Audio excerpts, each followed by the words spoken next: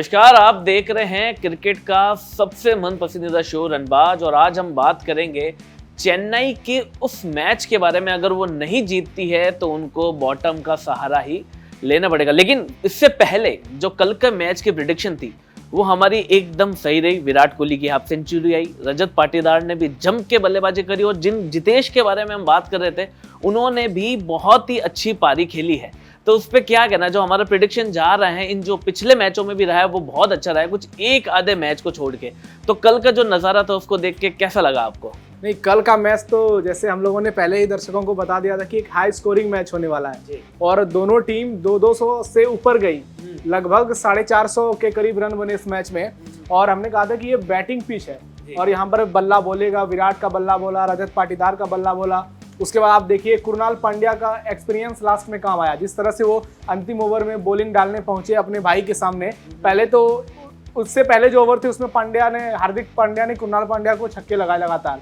लेकिन अंतिम ओवर जो उनको सौंपा गया बहुत कुछ सोच समझकर सौंपा गया, क्योंकि आरसीबी के पास कोई ऑप्शन नहीं थे। लेकिन वहां पर जिस तरह से कूल होके उन्होंने 3 विकेट निकाल ली, ये तो जबरदस्त रहा। और आरसीबी की टीम का ये चौथा में तीसरा मुकाबला था। सबसे पहले कोलकाता में जाकर कोलकाता को हराया, फिर चेन्नई में गए, वहां धोनी की टीम को हराया और फिर 10 साल बाद मुंबई पहुंचकर इन्होंने कमाल कर दिया। तो हमारी प्रिडिक्शन तो सही रही और साथ में आरसीबी का जो परफॉर्मेंस है इस सीजन, लग रहा है कि इस साल कप नाम दे की ओर बढ़ रहा है। वैसे मतलब 18 साल की जो ये जंग है उसको अब आरसीबी जीतता हुआ नजर आ रहा है। और दूसरी बड़ी बात ये थी कल के मैच में कि जो भाई भाई का जो एक मूवमेंट बना था कल, इंस्टाग्राम पे और भी बहुत सारे प्लेटफॉर्म पे ये सारी वीडियो बहुत ज्यादा शेयर की जा रही है। तो कहीं ना कहीं जो दोनों भाई है वो दोनों आपस के अंदर भिड़े थे, तो उस वजह से एक दूसरे के बारे में उनको पता था। इस वजह से मुंबई हारी है या हार्दिक पांड्या का बल्ला जो ब्लास्ट के अंदर आके चल ही नहीं पाता है, ये भी एक बहुत बड़ा रीजन रहा था कल का। तो आपको क्या लगता है कि जो नहीं चल पा रहा है बल्ला वो एक रीजन है या भाई भाई एक दूसरे को जानते हैं वो एक रीजन है? नहीं, ये कोई रीजन नहीं है, क्योंकि हार्दिक और कुणाल एक दूसरे के साथ खेले हैं, बचपन से जानते हैं एक दूसरे को। लेकिन आप देखिए कि मुंबई जब हार्दिक पांड्या बैटिंग करने आया उनसे पहले तिलक वर्मा, उससे पहले मुंबई इस स्थिति में नहीं थी कि वो टीम जीत तक पहुंच चुके, क्योंकि रोहित शर्मा टॉप ऑर्डर में लगातार चौथी बार फ्लॉप हुए। इसके अलावा रिकल्टन का बल्ला नहीं चला, विल जैक्स बड़ी पारी नहीं खेल पाए। वहां से दबाव बढ़ता गया और जब 12 से 13 ओवर हो गए थे तो उस समय मुंबई को जीत के लिए 100 से ज्यादा रन की दरकार थी।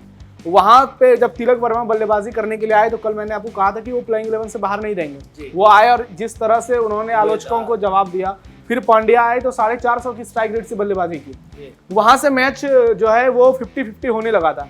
लेकिन फिर जोश हेजलवुड ने बीच में विकेट दिलाई और आरसीबी ने वापसी की। हालांकि ये भी देखना था कि मुंबई का जो मैच है, इस मैच में क्या मुंबई का मिडिल ऑर्डर अच्छा खेलता है, तो वहां पर इन लोगों ने अच्छी बल्लेबाजी की। लेकिन कुणाल पांड्या आरसीबी में आए हैं, इस बार अलग जोश में लग रहे हैं, तो लगातार विकेट चटका रहे हैं। पहले मैच में भी सबसे दमदार खेले थे, हार्दिक को अच्छे से जानते हैं। लेकिन मुझे लग रहा है कि हार्दिक का चेहरा देखकर लग रहा था कि वो काफी निराश हैं। वो मैच खत्म होने के बाद कुर्सी पर बैठे रहे, उठे ही नहीं। अब अंदर खाने की जो खबरें हैं पता नहीं उसमें कितनी सच्चाई है, लेकिन मुझे लग रहा है कि टीम में कुछ ना कुछ तो गड़बड़ है। नहीं तो आप 2 साल हो गए, पिछले साल की भी सभी मैच जोड़ लें और इस साल के भी सभी मैच जोड़ लें, आप सबसे लास्ट में अभी भी फिलहाल अब कुछ 2 या 3 मैच के बाद लगभग आधा टूर्नामेंट खत्म हो जाएगा। तो ऐसे में आपकी अगर ऐसी स्थिति रहती है तो फिर आप ना घर के रहेंगे ना घाट के रहेंगे। और खबरें तो यहाँ तक चली थी कि हार्दिक पांड्या को अंबानी परिवार ने 100 करोड़ रुपए दिए हैं मुंबई में लाने के लिए। तो अगर 100 करोड़ रुपए लेके आप सबसे नीचे रख रहे हैं 2 साल से, तो फिर इसके लिए भी तारीफ होनी चाहिए। चलिए आज के मैच की बात करते हैं। श्रेयस अय्यर जो इस साल मुझे लगता है कि प्रीति जिंटा जी को कप लेके ही देंगे। और एक बहुत बड़ा खूबसूरत सा किस्सा स्टेडियम से देखने को मिल रहा है कि प्रीति जिंटा व्हाइट सूट के अंदर हल्की सी चुन्नी पे एम्ब्रॉयडरी में बहुत ज्यादा सुंदर नजर आ रही है और बहुत सारे कैमरामैन क्रिकेट की जगह उनको ही दिखा रहे थे। तो कहीं ना कहीं जो एक कमबैक हुआ उसकी वजह से लग रहा है आपको कि श्रेयस अय्यर आज अपनी टीम को एक जीत दिला पाएंगे, क्योंकि इनका ना बल्ला चल रहा है ना कैप्टेंसी चल रही है। ऋतुराज गायकवाड़ को लोग कह रहे हैं कि उनकी कैप्टेंसी हटा के वापस धोनी कमबैक करने वाले हैं। तो क्या लगता है आपको आज पंजाब का पलड़ा भारी रहेगा या सीएसके के धोनी का? नहीं, आपने पिछले मैच की बात की, प्रीति जिंटा उस मैच में ज्यादा साइड स्क्रीन पर नजर आ रही थी। लगता है इसी वजह से ध्यान भटक गया पंजाबी खिलाड़ियों का और उनका जो जीत का लय था वो बिगड़ गया और वो मैच हार गए। प्रीति जिंटा जितना ज्यादा स्टेडियम में दिखती है, मुझे लगता है पंजाब उतना ही मैच हारता है। अगर पूरे 18 साल के इतिहास को देख ले तो यहाँ पर है कि रणनीति श्रेयस अय्यर के हाथों में छोड़ देनी चाहिए, क्योंकि अय्यर ने जिस तरह से कप्तानी की है और बल्लेबाजी कर रहे हैं पिछले 2-3 मैच में, जिस तरह से वो बैटिंग कर रहे हैं वो लाजवाब है। यंग कैप्टन है और रिकी पॉन्टिंग है उनके पास। जो कि वर्ल्ड के वन ऑफ द बेस्ट कप्तान रह चुके हैं। ऑस्ट्रेलिया को 2 बार लगातार वर्ल्ड कप उन्होंने जिताया, 2003 और 2007 का वनडे वर्ल्ड कप। तो पंजाब की टीम बहुत बैलेंस लग रही है। धोनी के सामने इस बार चुनौती होगी कि MS धोनी का जो कद है वो पिछले 2-3 मैच से धीरे धीरे घटता जा रहा है। कल डेसिबल मैं देख रहा था, विराट कोहली जब बल्लेबाजी करने आए तो 138 पहुंच गया। इतिहास में ऐसा कभी नहीं हुआ था। जब धोनी बल्लेबाजी के लिए आते थे तो मैक्सिमम 124 डेसिबल वॉल्यूम पहुंचता था, लेकिन कल 138 पहुंच गया। ये वानखेड़े के स्टेडियम में, वानखेड़े में, जहाँ की मतलब 30 से 35 हजार है क्षमता, उससे ज्यादा नहीं है, जबकि चेपॉक के यहाँ से ज्यादा है। लेकिन ये बताता है कि एक तरफ विराट का ग्राफ इतना साल होने के बाद भी वो ऊपर जाते हैं, और दूसरी ओर धोनी, रोहित शर्मा जैसे सीनियर खिलाड़ी, उनका ग्राफ गिरता जा रहा है। और इस मैच में अगर CSK हारती है तो यकीन मानिए कि फिर लोग कहने लगेंगे कि धोनी को अब तो रिटायरमेंट ले ही लेना चाहिए, बीच IPL के दौरान ही। बीच IPL के दौरान रिटायरमेंट की बात आपकी एकदम सही है, लेकिन जो ये एक प्ले बोल्ड और प्ले गोल्ड की जनरेशन IPL का इस साल का जो टैग है, उसके अंदर अगर सबसे ज्यादा गोल्ड खिलाड़ी है तो वो सब CSK के अंदर ही देखे जा रहे हैं। जैसे CSK के अंदर आप महेंद्र सिंह धोनी ले लो, रविंद्र जडेजा ले लो, अश्विन को ले लो, तो कहीं ना कहीं वो उनको एक दबाव भी बनाए जा रहे हैं कि इतने पुराने और इतने शानदार खिलाड़ी होने के बाद भी आप कंटिन्यू इतने मैच हारे जा रहे हो, और पंजाब के अंदर इतने कम एक्सपीरियंस, कुछ तो डोमेस्टिक से डायरेक्ट खेल रहे हैं। तो कहीं ना कहीं आपको नहीं लगता है कि ये जो बैलेंस इनका CSK वालों ने बनाया है वो बहुत ज्यादा घिरता नजर आ रहा है? क्योंकि अभी अपन इनकी प्लेइंग 11 भी देखेंगे और उसके ऊपर भी चर्चा करेंगे, लेकिन मुझे कहीं ना कहीं लगता है कि अब थोड़ा चेंज करना चाहिए। हाँ, धोनी रहे टीम में क्योंकि उनकी स्टंपिंग के लिए मैं मान सकता हूं कि वो टीम में रहे, लेकिन कहीं ना कहीं अब मुझे लगता है कि थोड़ा चेंज करने की जरूरत है। वो केवल और केवल इम्पैक्ट प्लेयर के रूप में खेले या कैसे भी खेले, धोनी का खेलना जरूरी है CSK के लिए, ये हम जानते हैं, लेकिन मुझे ये लगता है कि कहीं ना कहीं अब उनको चेंज लाने की एक जरूरत है। धोनी का खेलना जरूरी नहीं है, धोनी का एज ए मेंटर टीम में जरूरत है। धोनी की स्टंपिंग से सिर्फ चेन्नई मैच नहीं जीत रही है। अगर ऐसा होता तो CSK अपना सारा मैच जीत लेती, क्योंकि हर मैच में धोनी अच्छी स्टंपिंग कर रहे हैं। लेकिन मेन बात है इनकी बल्लेबाजी। और आप देखिए कि फैसले जो है वो ऋतुराज गायकवाड़ लगभग खुद ही ले रहे हैं, धोनी ज्यादा बता भी नहीं रहे, जैसे कि रजत पाटीदार को विराट बताते हैं, या फिर हार्दिक के साथ रोहित की डिस्कशन होती है, सूर्य कुमार यादव की। तो ऐसे में धोनी की भूमिका अभी तक स्पष्ट हो ही नहीं पाई। क्या धोनी सिर्फ एज ए सीनियर प्लेयर वहां पर खेल रहे हैं? अगर वो टीम को बैलेंस करना चाहते हैं तो MS धोनी को प्लेइंग 11 की जगह उनको ड्रेसिंग रूम में रहकर खिलाड़ियों को अच्छे से समझाना चाहिए, उनको उनके रोल के बारे में बताना चाहिए। तो ये CSK के लिए ज्यादा बेटर होगा। और CSK के लिए आपने कहा कि बड़े बड़े खिलाड़ी हैं, गोल्ड जनरेशन है, तो ये तो बहुत आसान सी बात है। अगर आपके पास 25 खिलाड़ियों का स्क्वाड है तो आप जल्दी से जल्दी हटा दो सारे खिलाड़ियों को जो परफॉर्म नहीं कर पा रहे हैं, क्योंकि रिजल्ट मैटर करता है। आप 4 में 3 हार चुके हैं, अगर 1-2 मैच और खेलेंगे, हारेंगे तो फिर प्लेऑफ की रेस से बाहर हो सकता है जी। और अभी जो लाइव मैच चल रहा है, जो आज दिन का मैच है, उसके अंदर भी लखनऊ बहुत ज्यादा अच्छा खेल रही है। KKR का पलड़ा फिर से डूबता हुआ नजर आ रहा है। अजिंक्य रहाणे की कप्तानी के अंदर KKR बिल्कुल भी उठ नहीं पा रही है, तो उस पर आपका क्या कहना है? नहीं, रहाणे की कप्तानी की बात नहीं है, कप्तानी वो अच्छी कर रहे हैं, बल्लेबाजी भी अच्छी कर रहे हैं, लेकिन ये देखना होगा कि उनकी कोच जो है उनके गौतम गंभीर के जाने के बाद से उसकी रणनीति उस हिसाब से नहीं बन पा रही है। चंद्रकांत पंडित आए हैं तब से वो लय नजर पहले तो समझ में नहीं आता है कि उनकी ओपनिंग बल्लेबाजी क्या है। सुनील नारायण अगर परफॉर्म नहीं कर पा रहे तो आप उन्हें 1 या 2 मैच के लिए नहीं, हर मुकाबले में खिलाते जा रहे हो। आप किसी कंसिस्टेंट प्लेयर को रखो। ओपनिंग में रहाणे कर सकते हैं डिकॉक के साथ, बहुत अच्छा अय्यर का यूज नहीं हो पा रहा है सही से। वो पिछले मैच में 5 या 6 नंबर पर बल्लेबाजी करने आए थे और 60 रन की पारी खेली थी। तो वेंकटेश अय्यर जो कि उप कप्तान इस बार है सीजन में, तो उन्हें पहले बल्लेबाजी करा सकते हैं। ओपनिंग में रहाणे को खुद ही आना चाहिए, क्योंकि जिस मैच में उन्होंने ओपनिंग की उस मैच में 4 से 5 छक्के लगा दिए पावर प्ले में। तो रहाणे जबरदस्त फॉर्म में है।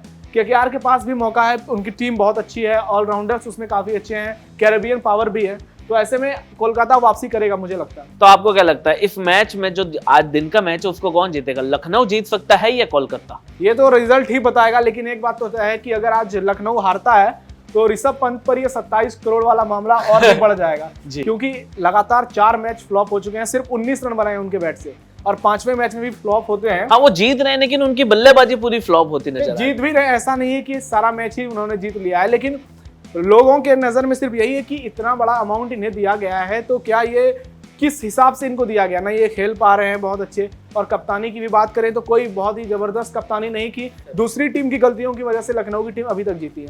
चलिए देखते हैं कि पंजाब के अंदर क्या क्या शेर आ रहे हैं और चेन्नई के चेपॉक वाले शेर क्या फिर से आ पाएंगे। तो सबसे पहले जो पंजाब का टॉप ऑर्डर है उसमें श्रेयस अय्यर आएंगे, प्रभु सिमरन आएंगे और प्रियांश आर्य जो 2 मैच से फ्लॉप जा रहे हैं, 0-0 रन पे आउट हुआ है कंटिन्यू। तो इनके ऊपर तो नजर रहेगी। साथ ही श्रेयस अय्यर का आप देखना पड़ेगा। पिछली बार प्रीति जिंटा को देखते हुए शायद ये जल्दबाजी में आउट हो गए थे।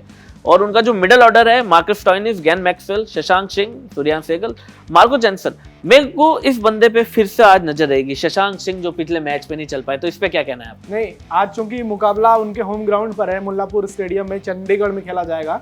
इस स्टेडियम पर पिछले बार शशांक सिंह ने 2 या 3 बहुत ही शानदार पारी खेली थी, ये प्लेयर ऑफ द मैच भी रहे थे, तो उस मैच का फायदा मिल सकता है। हालांकि पंजाब की टीम को नुकसान ये हो रहा है कि वो अपना होम ग्राउंड ही तय नहीं कर पा रहे हैं। कुछ मैच धर्मशाला में भी खेल लेते हैं, कुछ मैच चंडीगढ़ में भी खेल लेते हैं। ये पिछले 3-4 साल से चला आ रहा है। पहले भी आपने देखा होगा कि जब मुल्लापुर नहीं बनाता था, उस समय IS बिंद्रा स्टेडियम जो है मोहाली में, वहाँ मुकाबला होता था। ऐसे में खिलाड़ियों के लिए एडेप्टेशन में दिक्कत होती है और उसका नतीजा परफॉर्मेंस पे पड़ता है।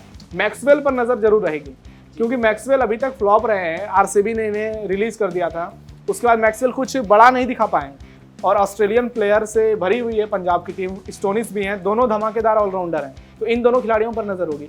जो इनके बॉलर है, Harpreet Brar, Lockie Ferguson, Lockie Ferguson पिछली बार बहुत ज्यादा महंगे साबित हुए थे, तो आपको लगता है कि लॉकी फर्ग्यूसन इस बार रिप्लेस करके युजवेंद्र चहल को मौका? युजवेंद्र चहल तो इम्पैक्ट प्लेयर में आएंगे, ये फिक्स है, लेकिन आपको क्या लगता है कि कोई इनमें से आउट हो सकता है? मुझे नहीं लगता है, क्योंकि इनके पास गति है, लेकिन इनका अगर रिकॉर्ड देखें तो अभी तक जितने भी बड़े टूर्नामेंट हुए हैं, अगर 50 ओवर की छोड़ दिया जाए तो T20 IPL में हमेशा ये पिटाते हैं।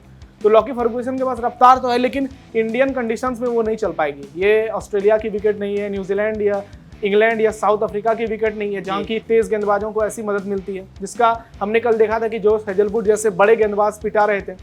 तो लॉकी फर्गूसन को मौका तो मिलेगा, इस मैच में भी वो खेलेंगे और हरप्रीत बराड़ तो खेलेंगे ही खेलेंगे। अर्शदीप सिंह पर नजर होगी, क्योंकि ये बहुत ही अच्छा करते आए हैं पंजाब के लिए।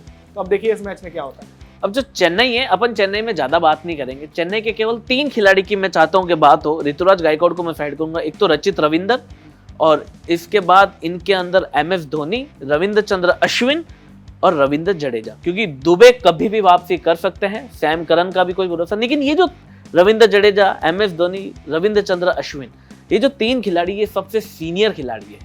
इतने सीनियर खिलाड़ी होने के बाद भी ना अश्विन की बॉलिंग चल पा रही है, और कभी कभी आपने बोला बल्लेबाजी के लिए उनको ऊपर रखा है, और रविंद्र जडेजा का भी ना बॉलिंग में चाम निकल पा रहा है, ना ही बैटिंग में, क्योंकि वो धोनी के आते ही साथ में बल्लेबाजी करते हैं, और कोई भी धोनी को आउट कराता है तो वो सब ट्रोल होने लग जाते हैं।